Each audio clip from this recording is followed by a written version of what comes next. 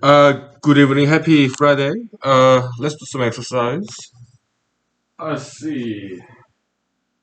Uh, let's do some martial arts, shall we? Yeah. Okay.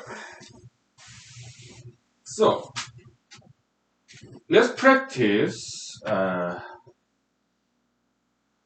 different kinds of double kicks. Okay.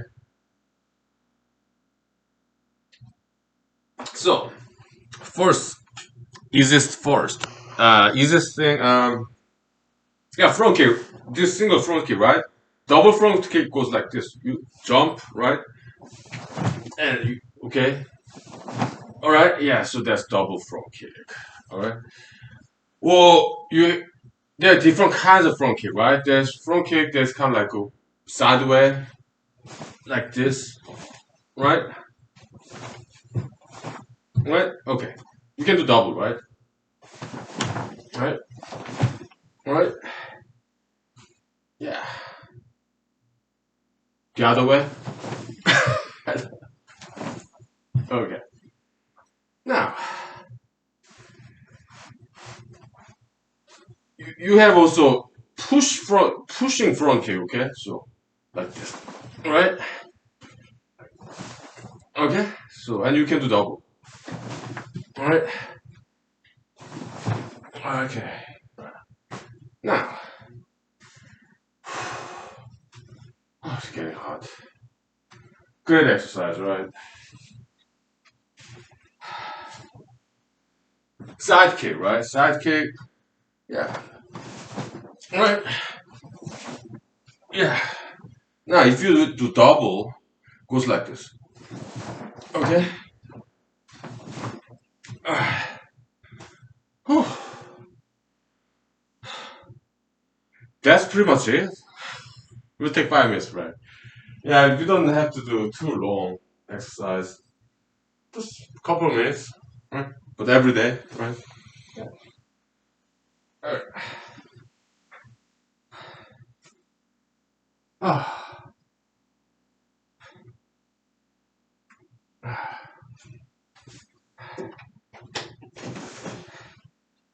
Okay.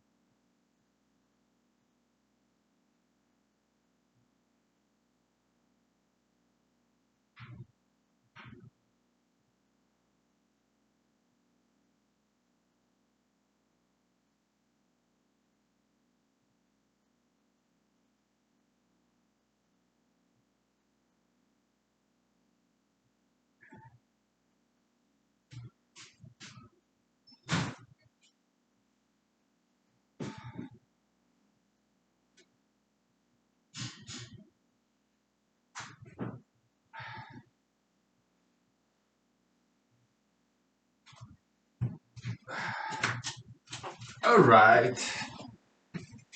Let me wash my face real quick.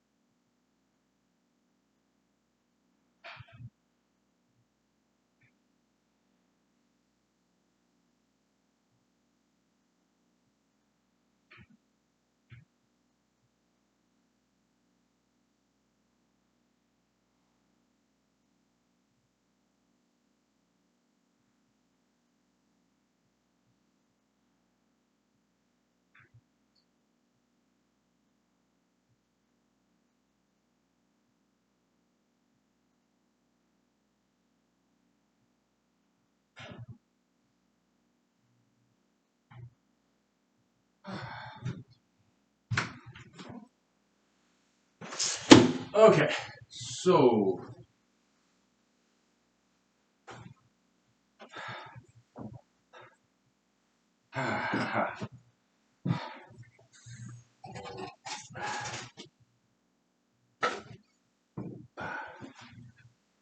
Eh,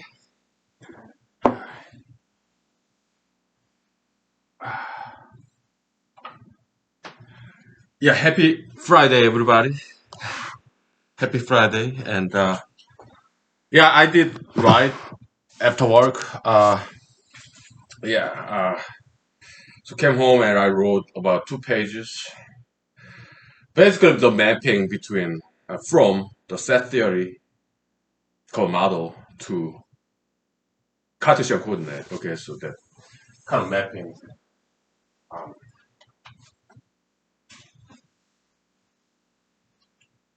yeah, it's just expressing this set theory's different consumer sets into Cartesian coordinate along the y-axis. Yeah, that's pretty much it. And diagram,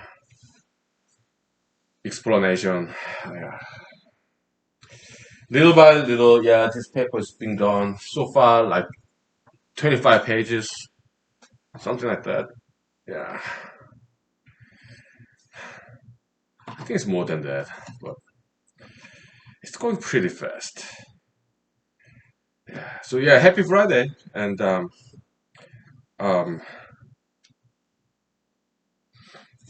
so yes, last night after the episode, I watched the entire documentary about Mr. Timothy Treadwell, his adventure in Alaska. Uh, and I saw some commonality between Mr. McCandless and Mr. Timothy. This, yeah, we are sorry, they passed away in Alaska, and they are not Alaskan residents. All right, so there's commonality there, and also they loved Alaska, and we appreciate that.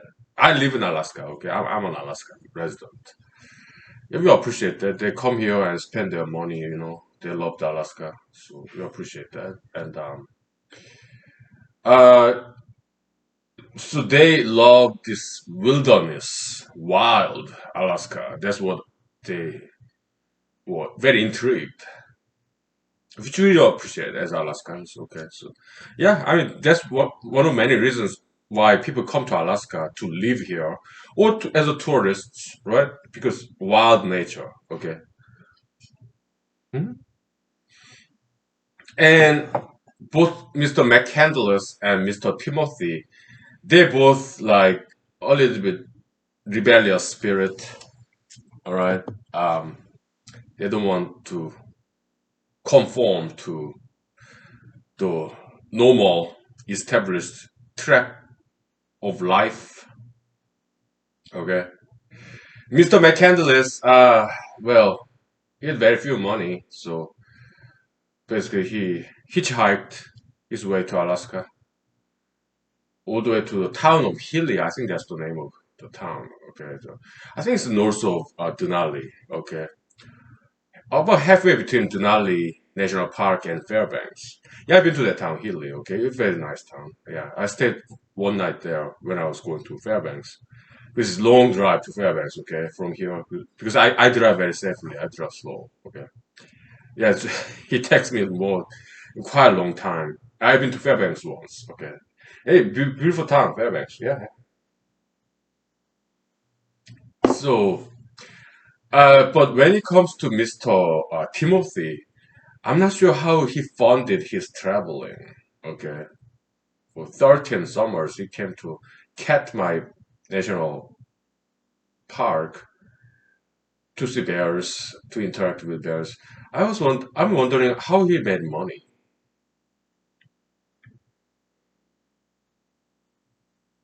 I don't know. Okay. Because traveling like that is expensive. Okay. From Anchorage, I'm sure he came to Anchorage Airport from California. He lived in California since. Okay. That takes a lot of money round trip. And from Anchorage to go to Katmai, you have to take airplane for that too. Okay. That's the only way to go to from Anchorage to Katmai. Okay. As far as I know. Are there ships? That I don't know. I've never been to Katmai. Okay. It's an island. Okay. Not too far from Anchorage though. Okay. It's not too far. Okay. How long does it take from Anchorage by airplane to Katmai? I don't know. My guess, maybe 1 hour, 2 hours. I don't know. But it's not too far away from Anchorage. Okay. Is Katmai along the Aleutian chain? Maybe. I don't think so. But again, I don't. All I know is it's not that far from Anchorage. That I know. Okay. But never been there. I just saw the pictures and documentaries about Katmai National Park, Bear Island. Yeah, some people live there. Okay, yeah. Anyways, um, and I saw some similarity between Mr. Timothy and myself too. Why? Mr. Timothy, he tried to be an actor in Los Angeles, California. I read his biography. Okay, he has very interesting biography. Okay, so he's originally from New York state of New York. So is his girlfriend. Okay, so um, her girlfriend's name Amy Huguenot, something like that. Yes. Yeah. They're very handsome man, beautiful lady. Okay, they're both blonde, right? Yeah, very good looking couple. Again, we are very sorry that they passed away. Okay, yeah, it's sad, but yeah.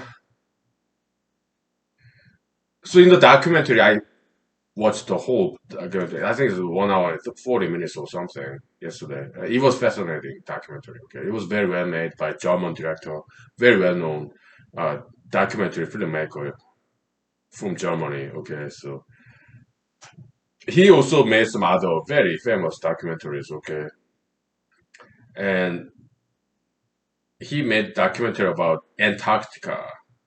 I might watch that after this episode. Okay, if it's not free in YouTube yet, I'll look for it in Amazon Prime. Okay, so I kind of watched the preview of that documentary by the same director, German director. It's about Antarctica, and yeah, I think I might check it out. I think I will. First, I'll look for it in the YouTube and then Amazon Prime. Okay. If it's not free, hopefully it's not too expensive. So, Mr. Timothy, um,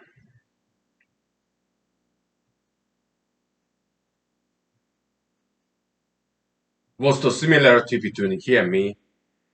Besides, we both try to be an actor in Hollywood, Los Angeles, California. Uh, what are some similarities?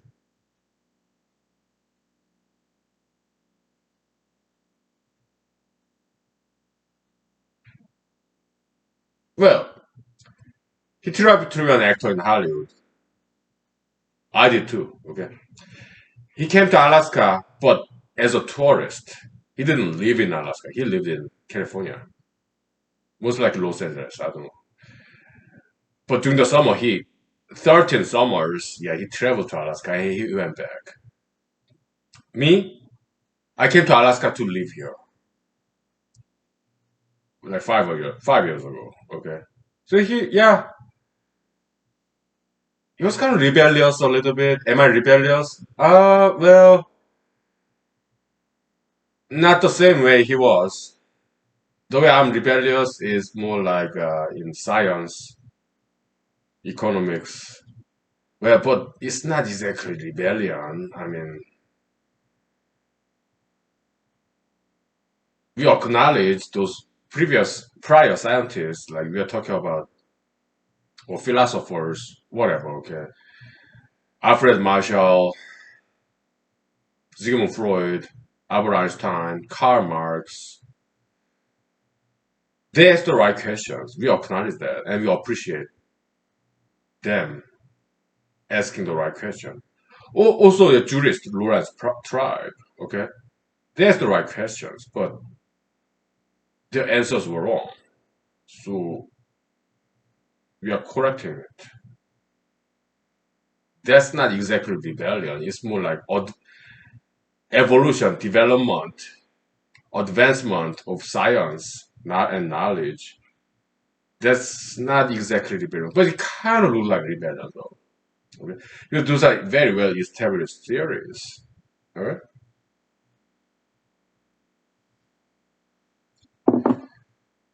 But sure, yeah, metaphysical rebellion, yeah, a little bit, sure. But hey, that's how science get better. There's nothing new about this, all right? Yeah. It's just the way it works, the way it always has worked in the history of science, knowledge. It's been that way ever since.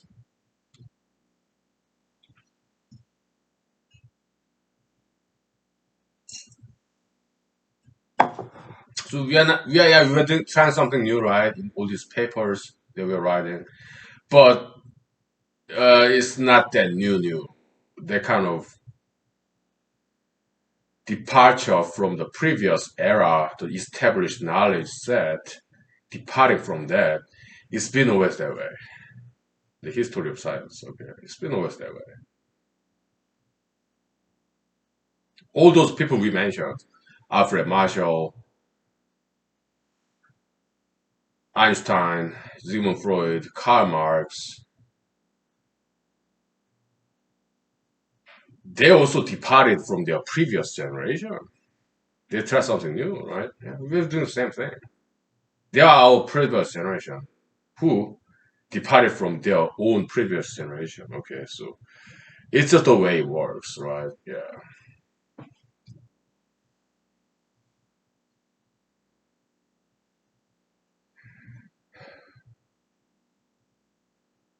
But Mr. Timothy, I think he was a very good documentary filmmaker himself. I mean, the way he filmed. I mean, where Katmai National Park is a beautiful place, right? But the footage that he filmed there, it was fantastically beautiful. It was beautiful. Okay, so he did very well there, and the way he interacted with bears, it was beautiful too. Okay, most bears, I guess they are nice. Okay, I don't know. I never interacted with bears. Maybe in a zoo, right? Well, black bears, yeah, I saw them out in the wild. Okay, yeah, most of them behave. Okay, so but there are some criminalistic bears. Okay, and we cannot quite tell who is who, which is which. Okay, so kinda a little bit, right? But yeah. Well, we'll take 5 minutes break. Okay, so okay.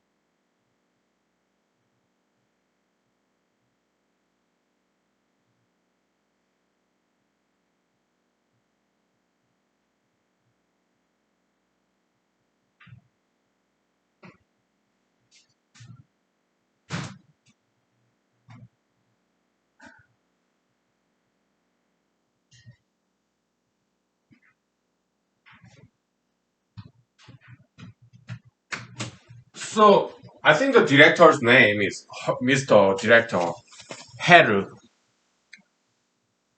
Herzog. Herzog. I think that's his name. Okay. That's German name, I guess. So, uh, what else about the documentary?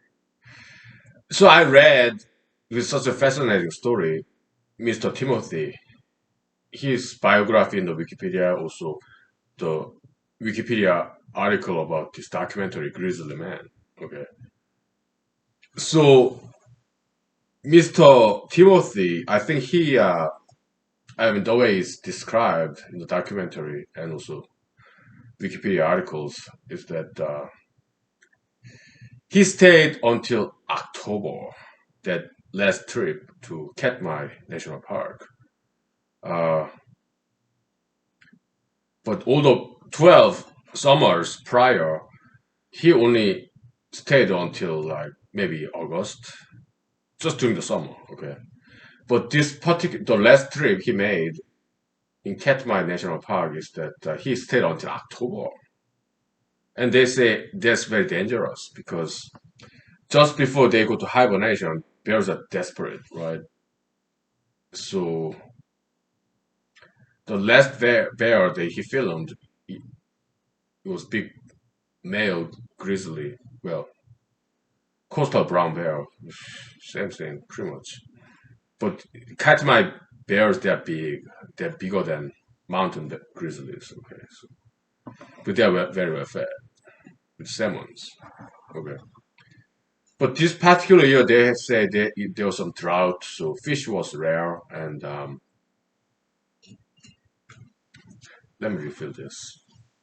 I'll be back.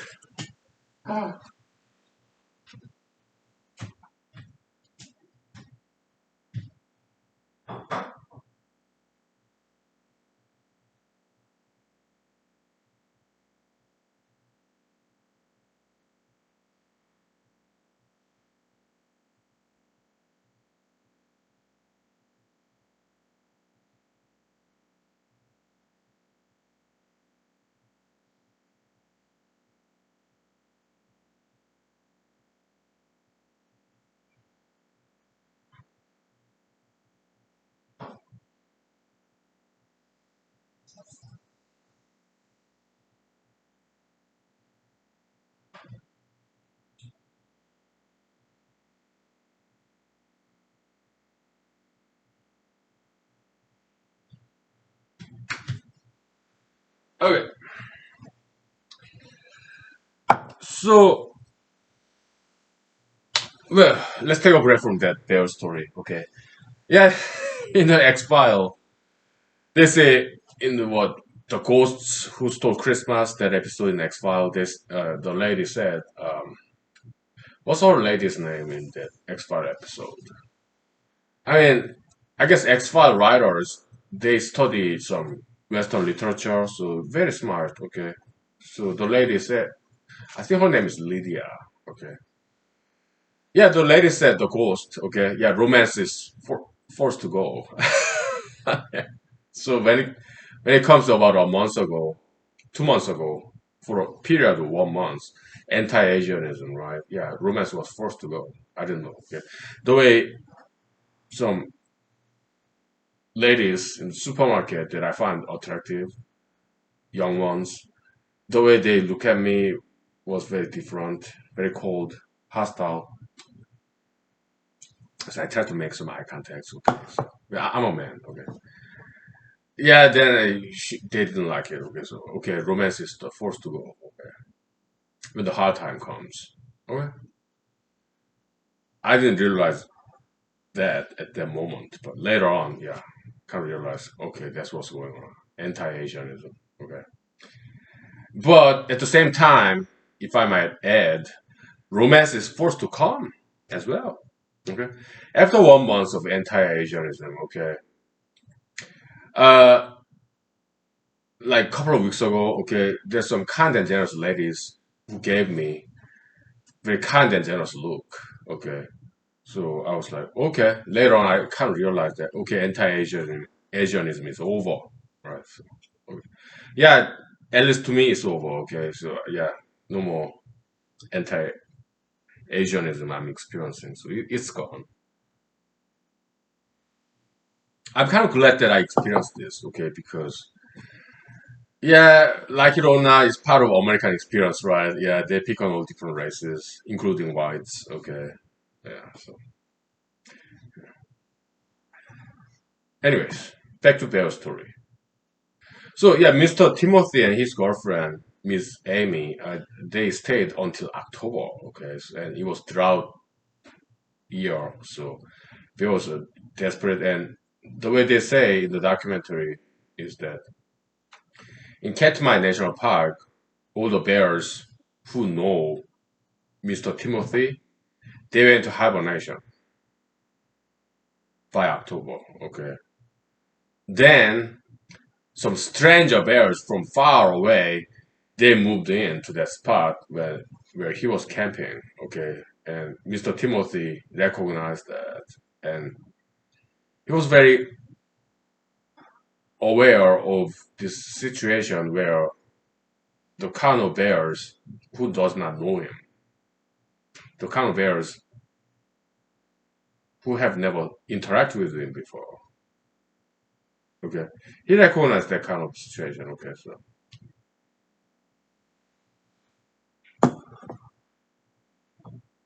yeah. So it seems that's what happened. By and large, he was a great success in that he interacted with bears for safely for 12 years. Okay. There's some other people who do that too. Uh, I watched this documentary. Uh, a gentleman, he was a retired teacher. Okay. He built his own cabin in way far away, somewhere in Alaska. And then he would interact with bears, mostly black bears. Okay. Yeah. I watched that documentary on YouTube. Okay. Sometimes he invited in a black bear into his house. Okay. That was cool. But when it comes to grizzly, he interacted with some grizzlies too. But So he would feed black bears and grizzly bears. Okay, and one time this one grizzly bear, uh, he injured it injured his hand. Okay, yeah, basically biting the feeding hand, but it was more like swipe type of deal. So he was seriously injured on his hand. All right.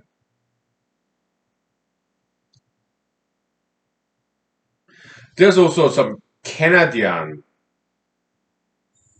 gentleman who interacted with bears, and he did work with Mr. Timothy. Okay, and he had this abandoned bear cub farm, some sanctuary in Russia, Kamchatka. Okay, I'm not sure he was injured by bears or not, but I don't know. Yeah, I mean bears. They are beautiful. They are so cute, right? They're cuddly, very very special kind of animal. But yes, they can be very dangerous. Okay, they're just too big, too fast, too strong, right? And I've seen some other documentaries, like some Americans. They raised this bear when this bear is a cub, small bear. Right? Later on, it became very big, but it's tamed bear, and it was grizzly. Right? I've seen many documentaries about that. Different American males, okay, raising this bear from very beginning as a cub, baby bear.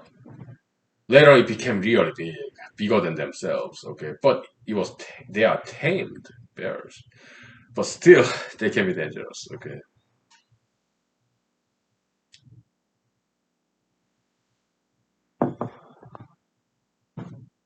but bears are very smart animals. So they say they're smarter than dogs, and I believe it. Okay, yeah.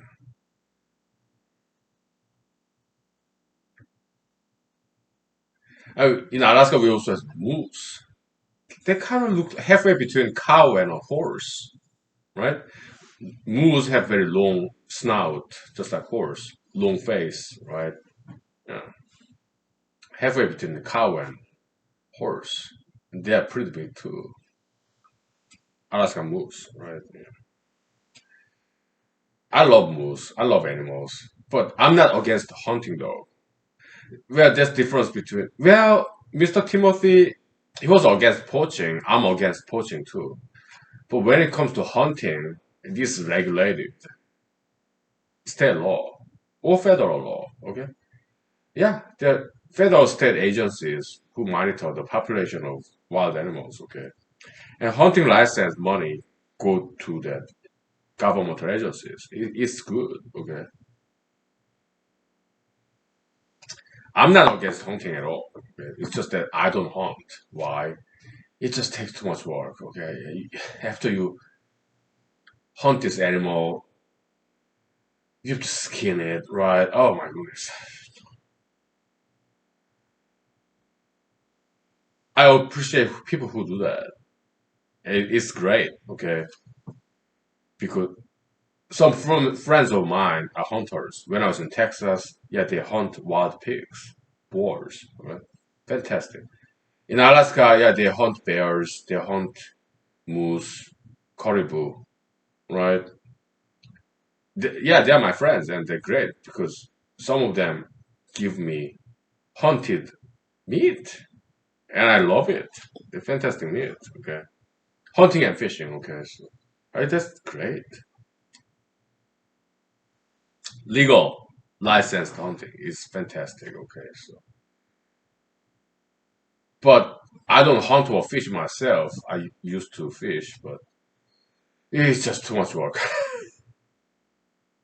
Too much work. But no, I'm not against hunting and fishing at all. So, legal hunting and fishing. Okay.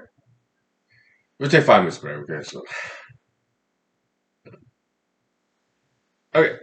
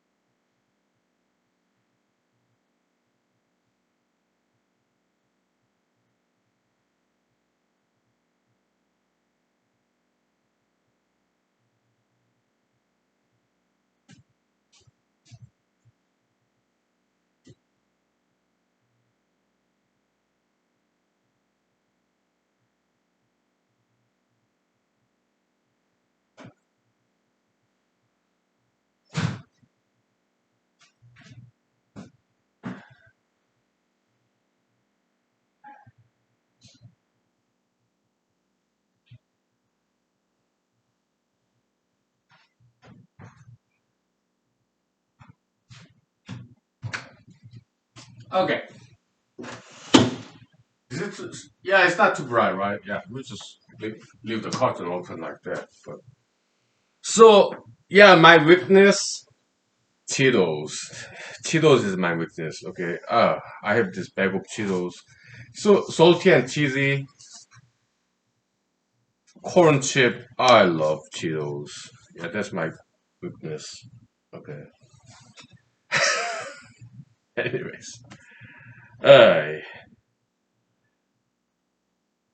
so let's talk about dream. Okay. About a week ago, I had this dream. Okay, in the morning, right? I'm not sure if it was a weekend or weekday. Okay, but in the morning. Okay, it was very interesting. You know, the fans, not electric fans, but regular fans with this iron wire, kind of a zigzag rhombus style, diamond style, right? I had to look it up, okay? Basic geometric figures. It was not trapezoid, it was not parallelogram, it's rhombus. R O RHOMBUS, rhombus, okay? Diamond shape, that fence. Yeah, with this metallic chords, zigzag pattern, right? So, K, like, port in the ocean front, they put a lot of rocks there, right? To make a port. And sometimes they cover it with electric, not electric wire, but this rhombus, this fence line looking, this zigzag pattern, diamond shape, rhombus shape, this metallic wire, iron wire mostly, okay? Yeah, to keep the rocks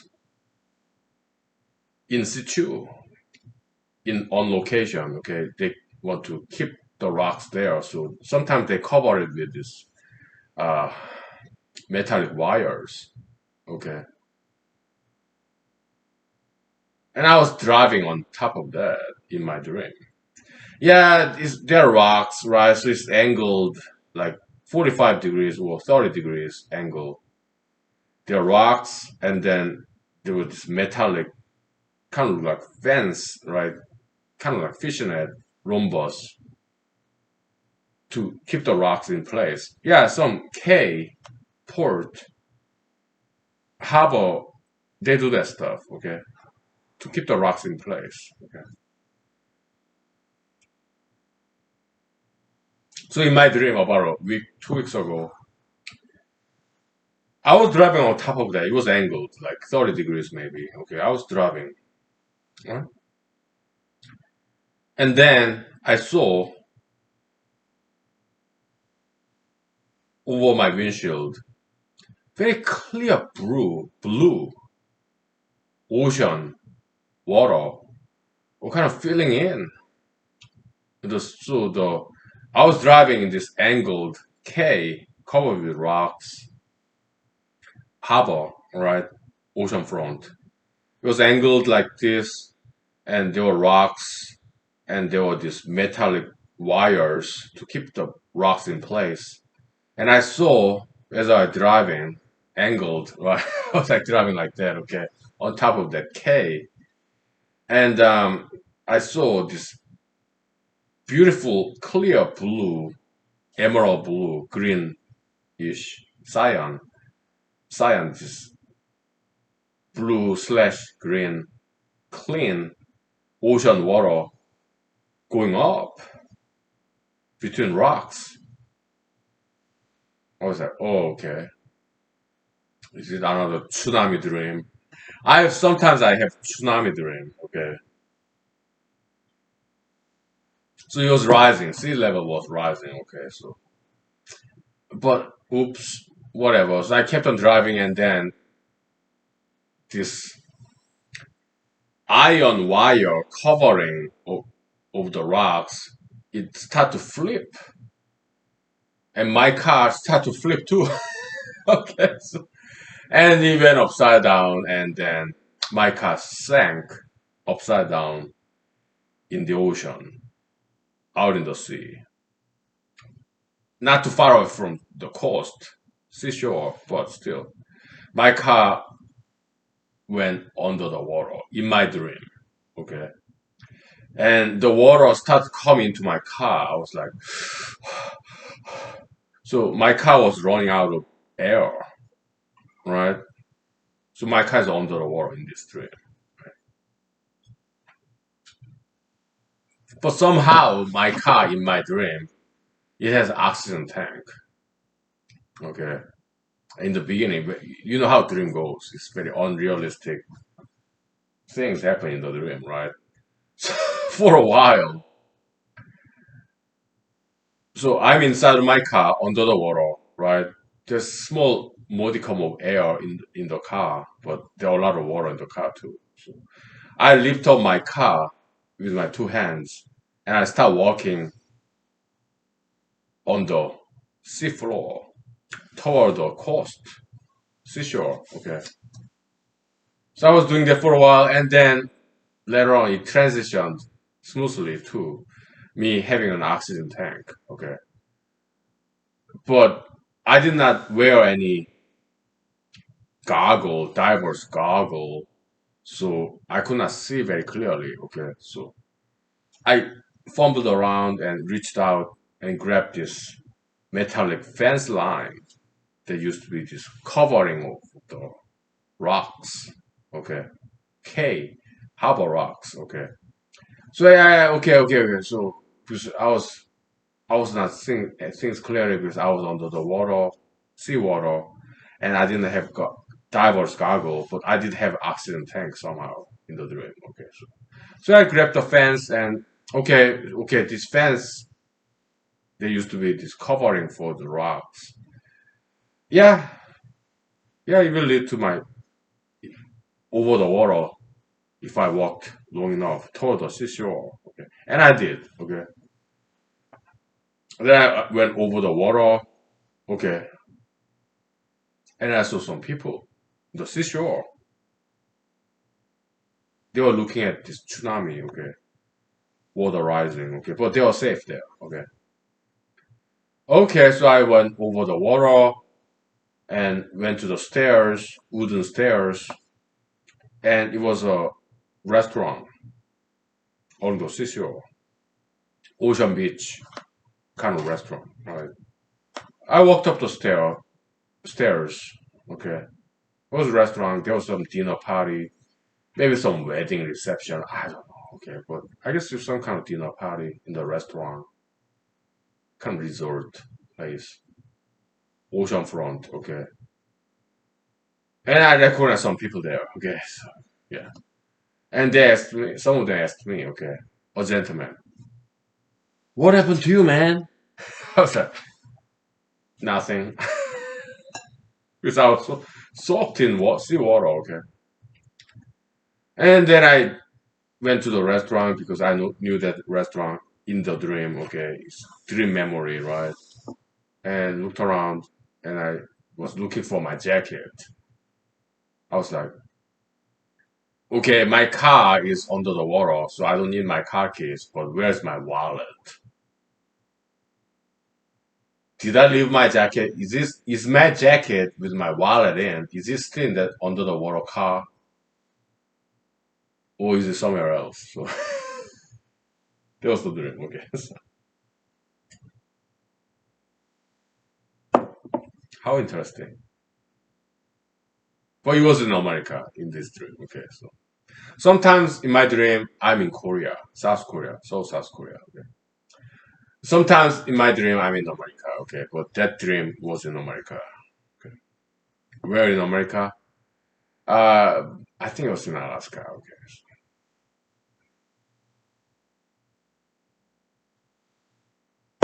That was interesting.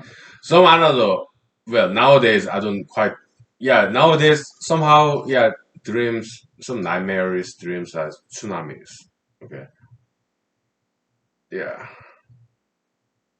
But about a year ago my recurring nightmare was tornadoes. Tornadoes. Okay, yeah, elements, right? Water, air, wind, tsunami, tornado. water or air, wind or water. Okay. But about a year ago, up to a year ago, for a couple of years, my recurring nightmare was, it's not exactly nightmare though. It's more adventurous dreams. But it was scary. Okay. Nightmare at the same time, very interesting adventure dreams. Okay. So, but in those dreams, I was scared. Okay. So recurring nightmare, but not exactly unpleasant nightmare, but very adventurous and exciting, beautiful, spectacular nightmares. Used to be about tornadoes. In my tornado dreams, it's like the tornado sometimes is black, sometimes it's red, like fiery tornado. Okay. So in those tornado nightmares, but it's not exactly nightmare because I kind of liked it, loved it. Adventure is spectacular and beautiful. But some of the tornado nightmares, okay, but they are not nightmares, okay, they are beautiful, adventurous dreams that I really enjoyed. Yeah. There's this totally black tornadoes, okay, and there are multiple, like hundreds, maybe dozen, not hundred, but dozens. They're black, sometimes black tornadoes, and sometimes they are red, fiery tornadoes, okay. About a dozen of them. I see them remotely. I'm inside of a building with this nice, big, glassy window from bottom floor level to the ceiling level. Big glass. Okay, some nice building like that, okay. And from the distance, there's one tornado. Sometimes it's totally black. Sometimes it's fiery red. Fire tornado, okay. And this, I see one back there in my dream, okay, a couple of years ago. And then I start to see more and more than like 2,000 tornadoes coming at me. What do I do? I start run. Start to run. Okay, yeah, it was cool.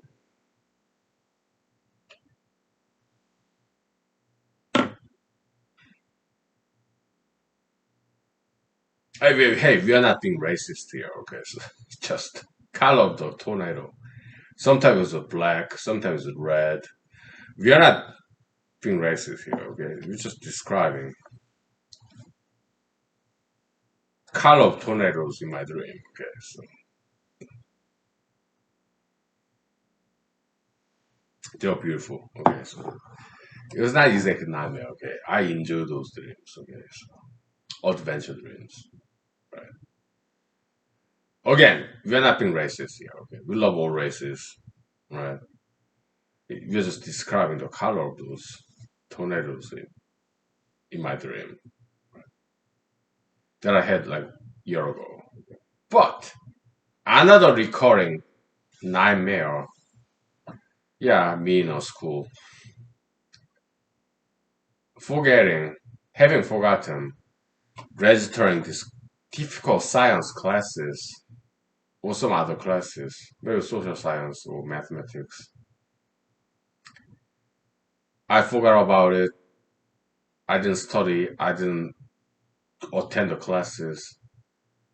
And then I realized I forgot to drop these classes, difficult classes, before the deadline of dropping classes. Okay, so now I'm stuck with it. I didn't study. I forgot about it. And tomorrow, tomorrow is the final exam. Yeah, there's still recording nightmare. Okay, so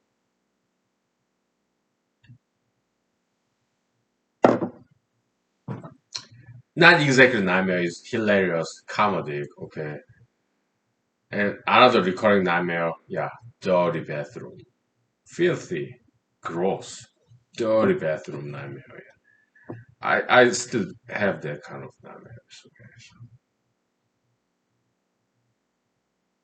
interesting, right? Yeah, which I find is rare. Okay, so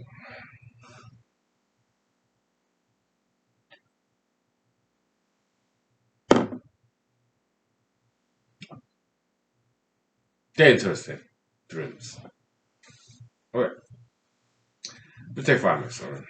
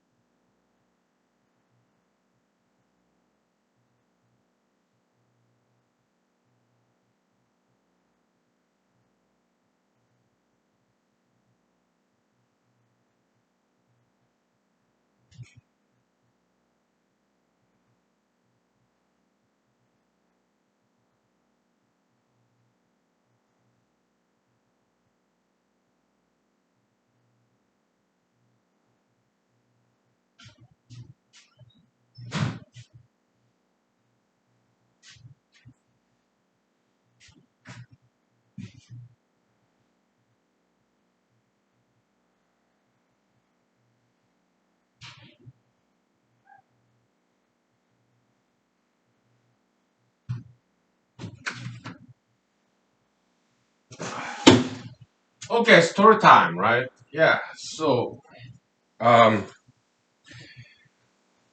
when I was in Ann Arbor, Michigan, law school, right? I live in this wonderful town called Ypsilanti.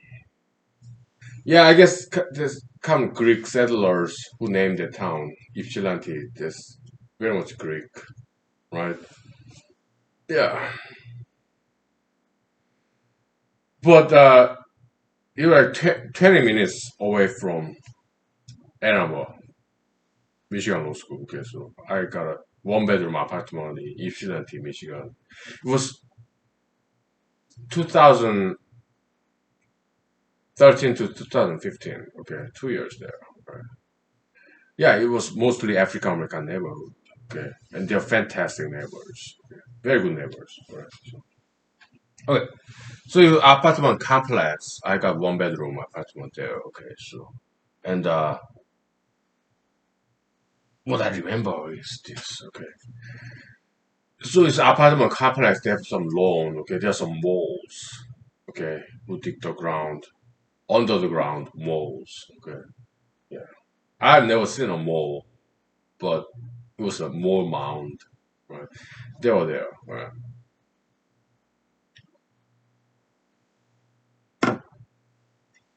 but in the grass.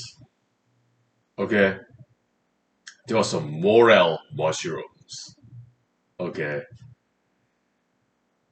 I studied mushrooms, okay, in my spare time when I was in law school, okay. What are edible mushrooms? What are not? Okay. Yeah, but this particular mushroom, Morel mushroom, yeah, I recognize it as an edible one. Okay, so I took a bite. It was good, okay. Nutty, okay.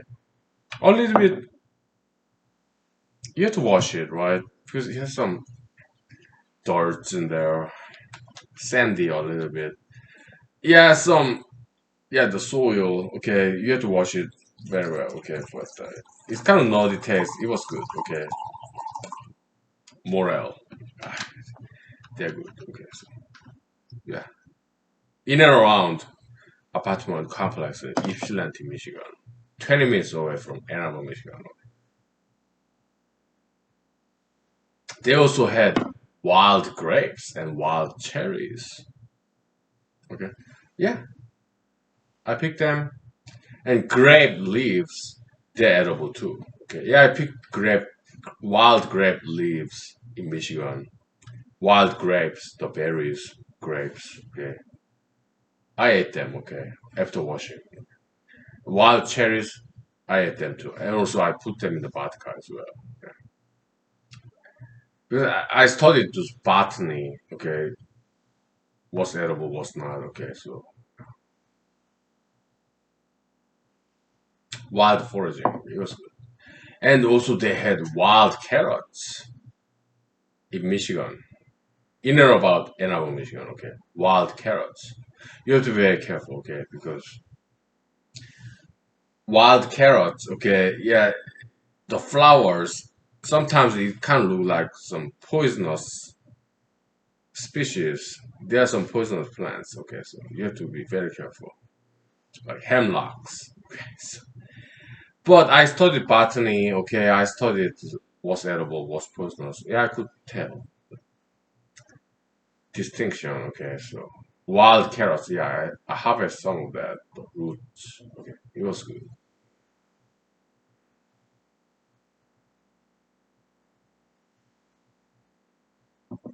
When I was in Ann Arbor, Michigan, I mean, you should not to Michigan. Okay.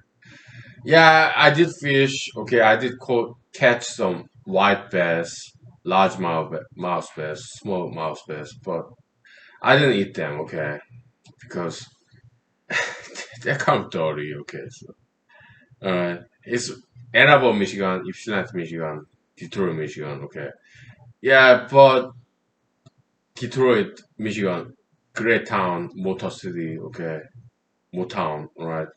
Yeah, too much pollution going on. It's too industrial. Okay, so I caught some fish in Ann Arbor, Michigan, in or about when I was in law school there. Okay, but I didn't quite eat them because water is not that clean.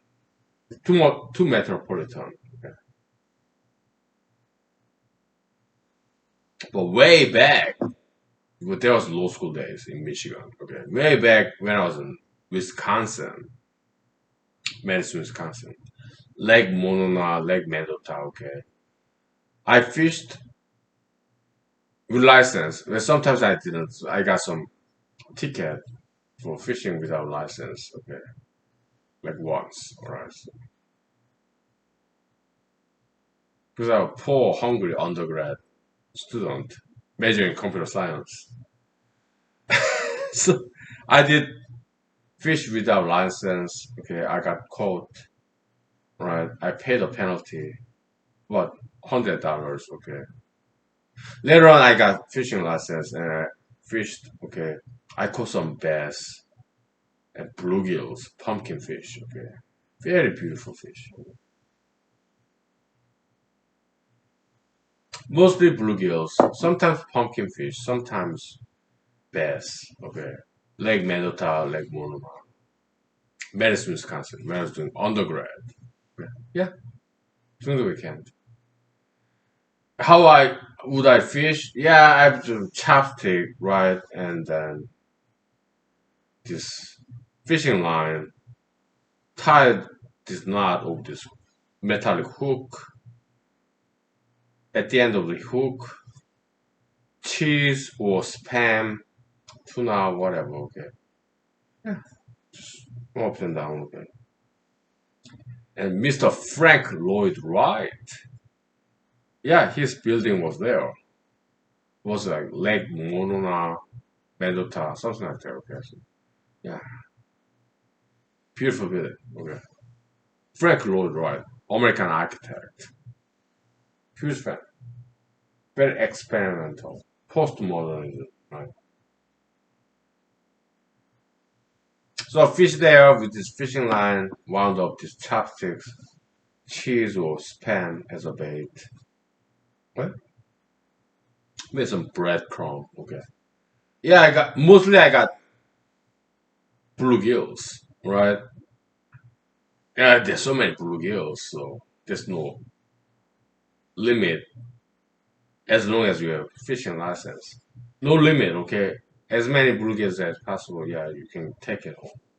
No size limit, age limit, no number limit, okay, yeah. So yeah, these bluegills, okay, so I caught them, okay, put in the bucket, right? And yeah, I scale them and flour them, flour powder, okay, and fry them in oil. It was good, okay. Mostly bluegills, okay. It was really fresh caught bluegills, okay. This protein, muscular texture, right? It was good. Yeah. And the sound in this frying pan when I was in Madison, Wisconsin, that was between 1997 and 2004. Right? I loved it. Okay. I just fry them in oil, frying pan. Okay. You have to scale them, okay, and got them, okay, and then it was good. Okay, I remember. It was very good fish meat.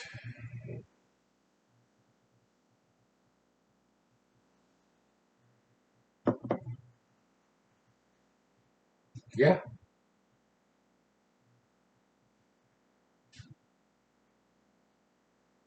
So that's back in Madison, Wisconsin. Right? Undergrad. It took me 7 years to graduate. My English was not that good. Okay, so but I did graduate. Okay, so it was good.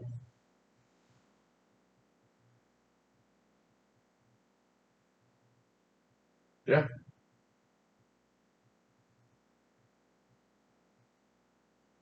Okay. I'm too drunk to continue. Okay, so happy Friday, right? And we continue this storytelling tomorrow, Saturday, right? Happy Friday, right? Yeah.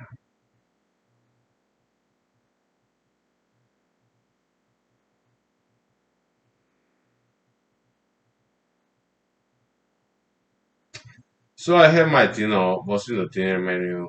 I don't know. Last night I had this leftover of this rotisserie chicken from Walmart. Yeah, I'm drunk. I'm slurring, right? Yeah. I've heavy Asiatic accent. On top of that, I'm drunk, so maybe you cannot quite understand what I'm saying. But I'm sorry, okay. But yeah, some Google YouTube software computer programmers, yeah, they're doing fantastic job. Language, voice recognition software, artificial intelligence. They came a long way, okay. Language translation software, okay. Whatever. Yeah, okay.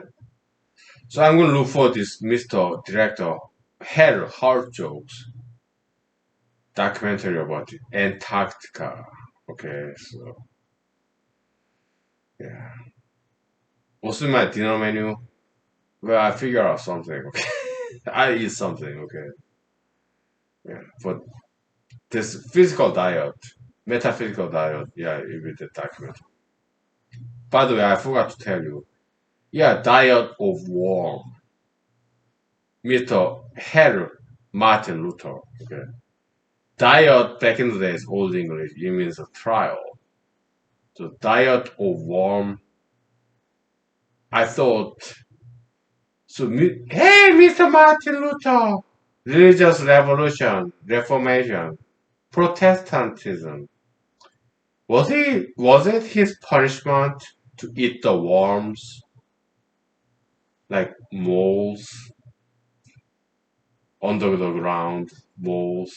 Was it his punishment for this going against establishment Catholicism? It was not that. Okay, diet back in the days, Old English means trial, right? Courtroom trial. Worm, yeah, that's like German town. Forum. Okay, so it's the trial of the city, German city, forum. Okay, so but diet meant used to mean trial. So diet of worm is like trial in forum city in Germany. Okay, so yeah, there's some. I'm sure there are some jokes about that. Okay, so yeah, Herr Martin Luther, religious revolution. Okay, kind of troublemaker. Okay, so playful, whatever. Okay, all right. I'll see you tomorrow. Okay, thank you. Have a nice weekend. Okay, be safe. Have a nice weekend. Bye.